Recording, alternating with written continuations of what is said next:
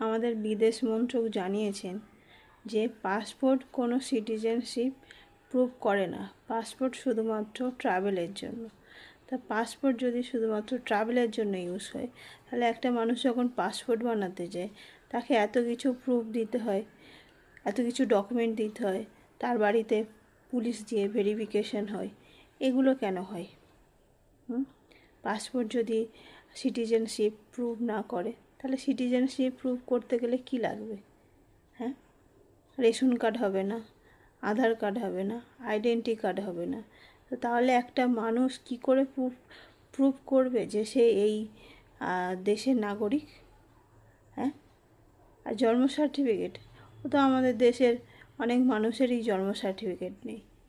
তো তাহলে একটা মানুষ কি করে প্রুভ করবে সে এই দেশের নাগরিক?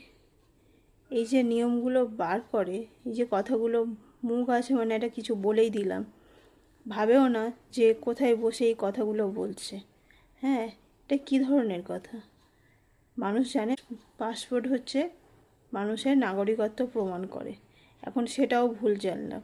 তাহলে একটু বলে দিলে তো ভালো হয় যে কি করলে মানুষ প্রমাণ করবে যে সেই এই দেশের নাগরিক।